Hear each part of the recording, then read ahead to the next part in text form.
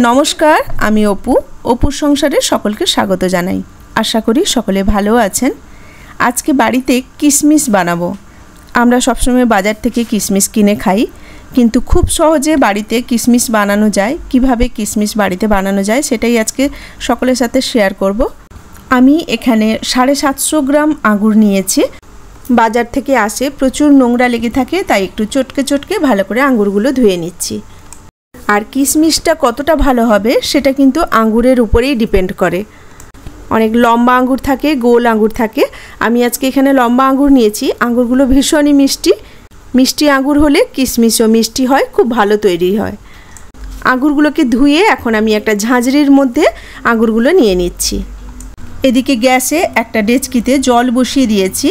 জলটা ফুটতে শুরু করেছে। এবার এই ডেচকির উপরে আঙ্গুরের ঝাঁঝরিটা বসিয়ে দেব।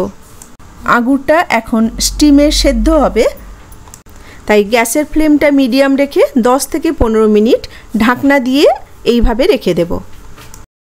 অন্তত 10-15 মিনিট কিন্তু স্টিমে রাখতে হবে, নইলে আঙ্গুরগুলো ভালো করে সেদ্ধ হবে না। এখন মিনিট 15 পরে আমি ঢাকনা খুললাম। দেখুন আঙ্গুরের কালারটা একদম চেঞ্জ হয়ে গেছে আর আঙ্গুরগুলো সেদ্ধ হয়ে গেছে। এখন কিন্তু আঙ্গুরগুলো খুবই নরম, তাই নাড়াচাড়া করলে ঘেটে যাবে।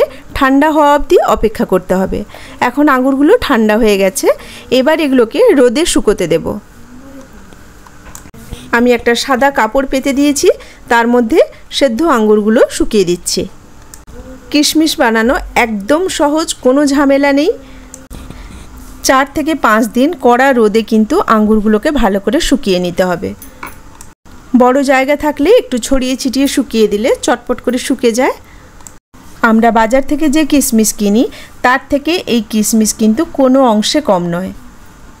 খুব সহজ উপায়ে বাড়িতে এইভাবে কিশমিশ বানিয়ে জারের মধ্যে সংরক্ষণ করেও রাখতে পারেন।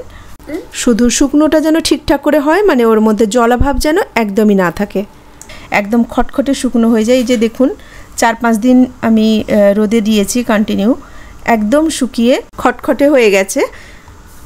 হোমমেড কিশমিশ একদম রেডি। বাজারে কেনা কিশমিশ আর এই কিশমিশ পাশাপাশি রেখে দেখবেন কোনো পার্থক্য নেই।